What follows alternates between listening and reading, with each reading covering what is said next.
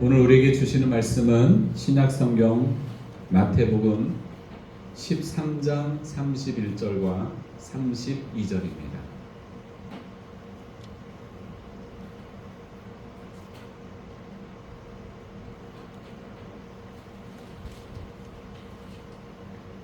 마태복음 13장 31절과 32절 두 절 말씀 우리 함께 합독하시겠습니다.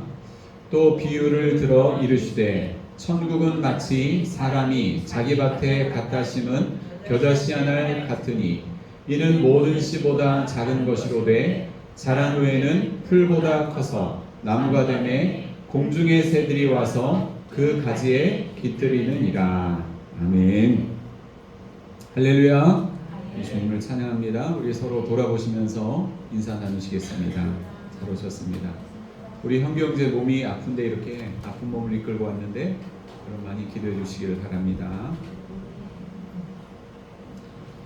오늘은 겨자씨 비유에 대해서 함께 말씀을 나누고자 합니다. 여러분 1986년 1월 28일에 무슨 일이 있었는지 아십니까?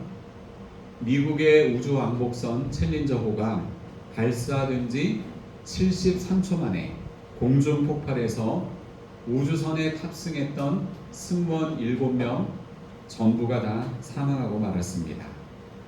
그 장면이 TV로 생중계되고 있었기 때문에 그 당시 전 세계인들의 충격은 엄청났습니다. 비극적인 폭발 사고의 원인은 로켓 부스터의 틈새를 막고 있는 고무 패킹인 오링이라고 하는 것의 저온 손상 때문으로 밝혀졌습니다. 그날 날씨가 추워서 고무링이 제 역할을 하지 못했고 그 사이로 뜨거운 분사가스가 새어나와 대형 사고로 이어졌던 것입니다. 오링이라고 하는 사소한 부품 하나가 소중한 7명의 생명과 천문학적인 비용이 들어간 우주선을 순식간에 잃게 만들었습니다. 오늘 우리는 예수님께서 하신 천국의 비유 가운데 겨자씨 비유에 관한 말씀을 나누고자 합니다. 겨자씨 비유와 함께 오늘 본문 다음에 있는 33절에 나오는 누룩 비유는 둘이 한 쌍으로 볼 수 있는데 이 두 비유는 천국의 확장과 관련이 되어 있는 그런 비유입니다. 처음에는 아주 미미하게 시작된 천국이 점점 장성하고 확장되어서 마침내 온 세상 사람들에게 참된 안식과 평안을 주고 영향력을 발휘하게 되는 것을 보여주고 있습니다. 겨자씨 비유를 통해서 우리가 깨달아야 할 진리가 있는데 첫째로 작은 것의 소중함을 알아야 한다는 것입니다. 한번 따라합시다. 작은 것의 소중함. 작은 것의 소중함. 제가 방금 전에 챌린저 폭발 사건에 대해서 말씀드렸는데 사고의 직접적인 원인은 사소한 고무 패킹 때문이었습니다. 만약 사소하게 보이는 그 고무 패킹을 잘 점검했더라면 7명의 소중한 생명은 죽지 않았을 것이고요. 또 챌린저도 폭발하지 않았을 것입니다. 챌린저 폭발 사건을 통해서 우리는 작은 것의 소중함을 알 수 있습니다. 그런데 겨자씨도 작고 사소한 씨에 불과합니다. 오늘 본문의 32절의 앞부분에 보면 뭐라고 되어 있죠? 이는 모든 씨보다 작은 것이라고 했습니다. 여러분 겨자씨가 정말 세상에 있는 모든 씨보다 작은 씨일까요? 겨자씨보다 더 큰 그런 씨앗은 더 작은 씨앗은 없을까요? 담배나무 씨나 아니면 난초씨 같은 그런 것들은요 겨자씨보다 더 작은 그런 씨앗입니다. 그것 외에도 많은 씨앗들이 겨자씨보다 작은 것들이 있습니다. 그러면 왜 오늘 본문은 겨자씨를 모든 씨보다 작은 것이라고 했을까요? 유대 사회에서 겨자씨 같다라고 하는 표현은 아주 작은 것을 뜻하는 관용적인 표현입니다. 예를 들어서 여러분 우리나라에서 아주 작다라고 하는 표현을 할 때 어떤 말을 쓰죠? 눈이 작을 때는 뭐만 하다 그러죠? 단추구멍만한 눈이라고 하죠. 월급이 작을 때는 쥐꼬리만한 월급이라고 합니다. 가게가 작을 때는 구멍가게라고 하고요. 방이 작을 때는 콧구멍만한 방 혹은 코딱지만한 방이라고 합니다. 글씨가 작으면 깨알 같은 글씨라고 하고요. 또 속이 좁은 사람을 뭐라고 하죠? 잘 삐지는 사람, 밴댕이 소갈딱지 같다, 이런 말을 합니다. 어쨌거나 겨자씨는 매우 작은 씨앗들 중에 하나인데 씨앗의 직경은 대개 0.2mm 정도라고 합니다. 한번 사진을 보세요. 겨자씨 얼마만한가? 씨앗의 직경이 0.2mm 정도라고 합니다. 하지만 여러분, 이렇게 아무리 작고 보잘것없어 보여도 그 안에 뭐가 있기 때문에? 생명이 있기 때문에 그 작은 씨앗이 소중하다는 것입니다. 겨자씨 비유는 가장 작은 것에서 시작해서 가장 큰 것으로 자라나는 하나님 나라의 특성을 잘 보여주고 있는데, 이것을 실제 삶에서 가장 잘 보여준 인물은 이 땅에 하나님의 나라를 가져오신 예수 그리스도이십니다. 오늘 본문을 펴두시고요, 요한복음 14장 6절 말씀을 한번 찾아보시겠습니다. 요한복음 14장 6절, 아니 앞을 보시면 되겠네요. 요한복음 14장 6절. 자, 같이 읽습니다. 예수께서 이르시되 내가 곧 길이요 진리요 생명이니 나로 말미암지 않고는 아버지께로 올 자가 없느니라. 자, 중간에 보면 예수님이 뭐라고요? 길이요 진리요 생명이시다. 예수님은 생명이라는 거예요. 예수님은 하나님이시면서 생명 그 자체이신데, 예수님은 이 땅에 어떤 모습으로 오셨습니까? 예수님은 아주 작은 마을인 베들레헴에서 비천한 목수의 아들로 더러운 마구간 말구유 위에서 태어나셨습니다. 그리고 예수님은 사람들이 최저 생계 수준 이하의 생활을 했던 가난하고 작은 마을 갈릴리의 나사렛이라고 하는 동네에서 성장하셨습니다. 사람들이 나사렛에서 무슨 선한 것이 날 수 있느냐 라고 조롱할 정도로 나사렛은 사람들에게 무시당하는 깡촌 동네였습니다. 그리고 예수님은 3년 반의 공생의 기간 동안 온갖 고생을 다 하시며 사역을 하시다가 결국에는 가장 잔인하고 비참한 십자가형에 달려 돌아가셨습니다. 그 당시 유대 사회에서 인간적으로는 가장 볼품없고 존재감 없이 시작된 예수님의 삶과 사역이었지만, 예수님은 십자가와 부활을 통해서 구원의 길을 여셨고, 그때부터 시작된 하나님 나라의 복음은 2000년이 지난 지금까지 전 세계에서 가장 강력하고 큰 영향력을 미치고 있습니다. 겨자씨는 작지만 그 안에 생명이 있기 때문에 가치 있고 소중한 것처럼 예수님의 생애도 바로 그 겨자씨와 같았습니다. 그리고 예수님은 아주 작은 것을 소중하게 여기셨습니다.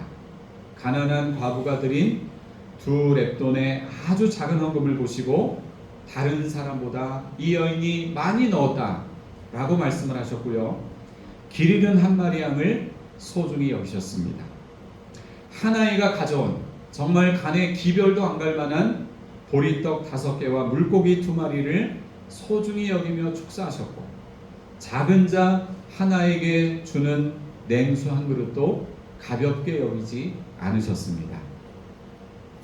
오늘날 교회들의 모습을 보면 세상의 흐름을 따라서 작은 것보다는 큰 것을 좋아하는 사이즈병에 걸려 있는 것 같습니다. 우리 교회 성도님들은 그러지 않겠지만 작은 교회 다니는 성도들은 약간의 열등의식이 있는 것 같고요, 큰 교회 다니는 성도들은 자신의 교회와 목회자를 자랑하며 그것을 전도의 동기와 동력으로 삼기도 합니다. 목회자나 성도 할 것 없이 사역의 성패를 사이즈로 결정하고, 교회든 목회자든 무명한 것보다는 유명한 것을 더 선호하고 있습니다.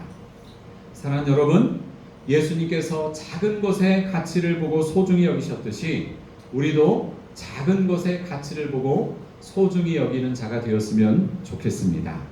우리 옆 사람과 한번 그렇게 인사해 보겠습니다. 한번 쳐다보세요. 예수님의 생명을 가진 당신은 예수님의 생명을 가진 당신은 세상에서 가장 소중한 자입니다. 세상에서 가장 소중한 자입니다. 아멘이시죠? 아멘. 예수의 생명을 가진 여러분은 세상에서 가장 소중한 사람입니다. 여러분 이런 자부심을 가지셔야 돼요. 겨자씨 비유를 통해서 깨달아야 할 두 번째 진리가 있습니다. 희생이 있어야 열매를 맺는다는 것입니다. 생명을 가진 작은 겨자씨가 열매를 맺으려면 먼저 땅에 떨어져 죽어야 합니다. 먼저 죽어야 그 후에 풍성한 열매를 맺는데 이게 바로 생명의 역설입니다. 죽어야 사는 겁니다. 살아야 사는 게 아니라 죽어야 사는 것입니다. 이게 생명의 역설입니다. 여러분 요한복음 12장 24절 이 앞에를 한번 보시죠. 요한복음 12장 24절 같이 읽겠습니다. 내가 진실로 진실로 너에게 이르노니 한 알의 밀이 땅에 떨어져 죽지 아니하면 한 알 그대로 있고 죽으면 많은 열매를 맺느니라. 아멘. 예수님의 십자가 고난과 죽음은 죄인을 구원하는 희생이 어떤 것인지를 잘 보여준 본보기입니다. 그리고 예수님의 부활 사건은 가장 위대한 생명의 열매가 무엇인지를 몸소 보여준 사건입니다.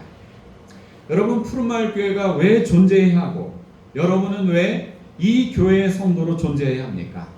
우리에게 서게 하신 이 자리에서 예수님처럼 생명과 구원의 열매를 맺기 위해서입니다.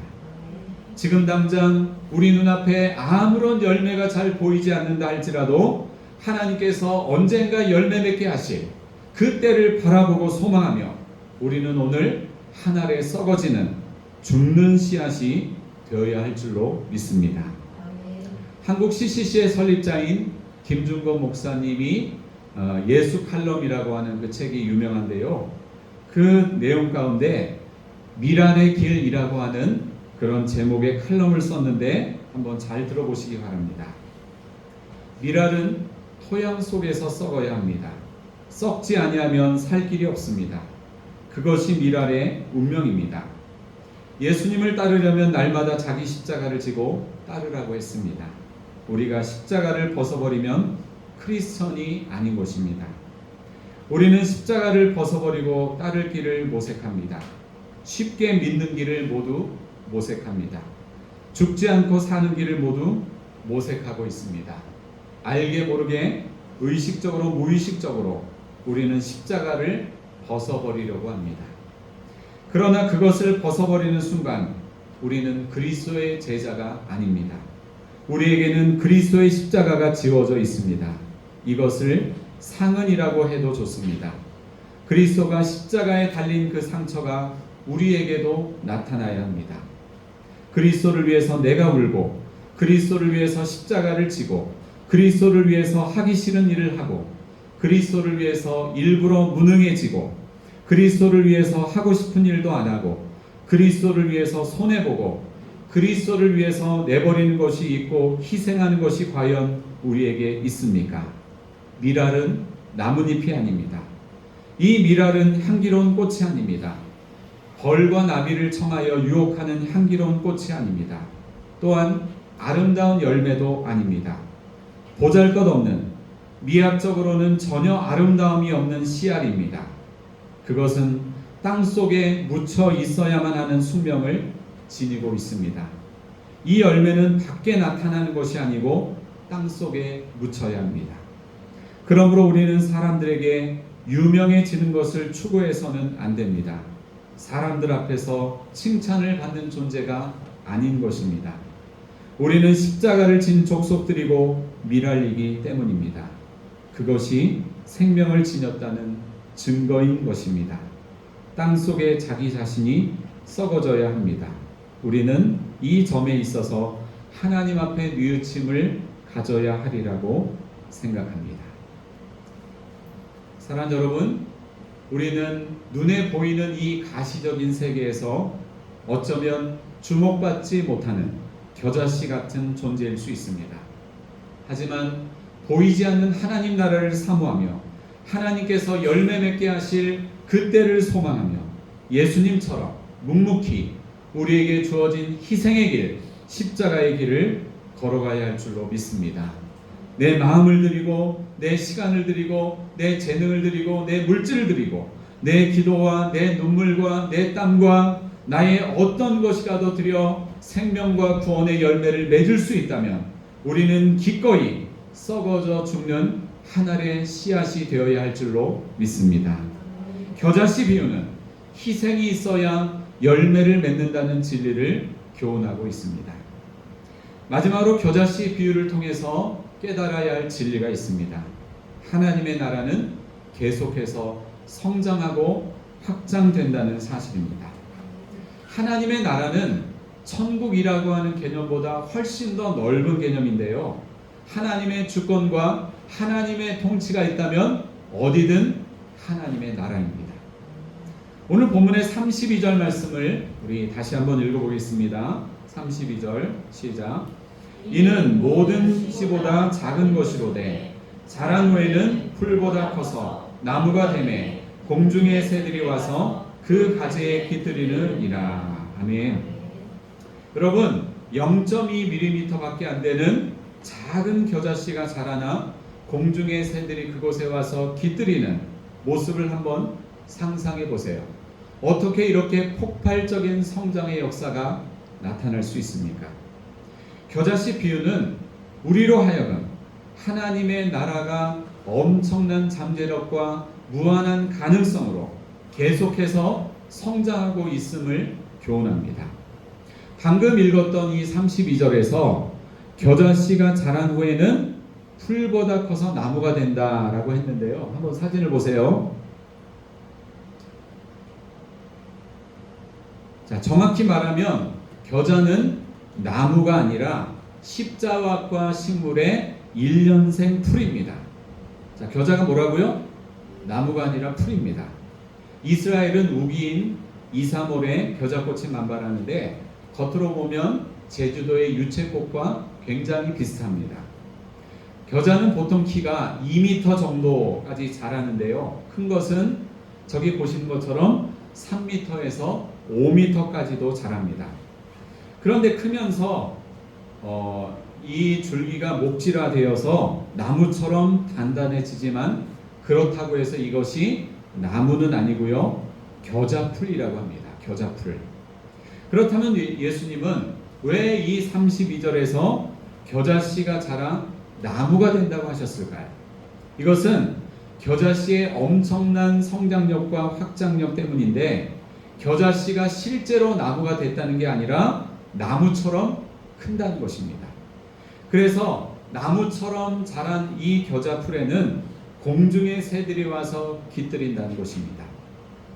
여러분, 예수님께서 이 땅에 뿌린 복음의 씨앗이 자라서 어떻게 됐습니까? 처음에는 미약한 12명의 제자였지만 나중에는 120명이 되었고 또 그 후로 3,000명이 되고요. 또 그 다음에 5,000명의 제자가 생겨났고요. 그러더니 나중에는 예루살렘 교회에 수만 명의 신자들이 생겨났습니다. 그리고 로마 제국 시대의 무서운 핍박 속에서 자라난 이 복음의 역사는 AD 350년에 이르러서는 무려 3,400만 명의 그리스도인으로 성장을 했고요. 지금은 81억의 세계 인구 가운데 26억 명의 기독교 인구로 성장을 했습니다. 그러니까 거의 세계 인구의 3분의 1 가까이가 크리스찬이라고 그렇게 보시면 되겠습니다. 대한민국에 뿌려진 이 복음의 씨앗은 어떻게 되었습니까? 약 140년 전에 수많은 선교사들의 희생과 복음 전도로 시작된 이 대한민국의 교회는 처음에는 미미하고 약했습니다. 너무도 가난하고 척박한 땅, 무지몽매한 백성들로 가득했던 이 나라가 복음을 받고 나서 신분차별이 철폐가 되었고요. 성경이 한글로 번역이 되면서 한글이 백성들의 언어가 되었습니다. 선교사들에 의해서 세워진 현대식 병원과 학교가 백성들의 삶의 수준도 높였습니다. 그리고 무엇보다 점점 더 많은 사람들이 예수 그리스도의 복음, 하나님 나라의 복음을 믿기 시작함으로 인해서 수많은 사람들이 회개하고 하나님의 자녀가 되고 교회는 놀랍게 성장하고 부흥하는 역사가 나타났습니다. 물론 지금은 한국 교회가 많이 어려운 시기입니다. 여러 가지 반성할 부분도 많고 또 과거의 사회적인 영향력에는 못 미치지만 목회 데이터 연구소의 2023 한국인의 종교 현황 통계에 의하면 개신교 인구가 16.6%로 여전히 불교와 가톨릭보다 많은 것으로 나타났습니다. 사랑하는 여러분, 예수님께서 처음 뿌리신 이 복음의 씨앗으로 말미암아 앞으로도 하나님의 나라는 계속해서 성장하고 확장해 갈 줄로 믿습니다. 말씀을 정리합니다. 오늘 겨자씨 비유를 통해서 우리가 깨달을 수 있는 진리는 무엇입니까? 자, 첫 번째는 뭐죠? 같이 읽습니다. 시작. 작은 것의 소중함을 알아야 한다는 것입니다. 두 번째는요, 희생이 있어야 열매를 맺게 된다는 것입니다. 세 번째는요, 하나님의 나라는 계속해서 성장하고 확장된다는 것입니다. 겨자씨 인생을 사신 예수님처럼 여러분도 겨자씨 인생을 사시기를 축복합니다. 비록 작고 보잘것없어 보일지라도 하나님이 있게 하신 이곳, 이 자리, 푸른마을교회 공동체를 중심으로 하늘에 썩어지고 죽는 그런 생명의 씨앗이 되시기를 축복합니다. 그래서 양적으로나 질적으로나 30배, 60배, 100배의 풍성한 하나님 나라의 열매를 맺는 천국 백성으로 살아가는 여러분이 되시기를 예수님의 이름으로 축원합니다. 기도하시겠습니다.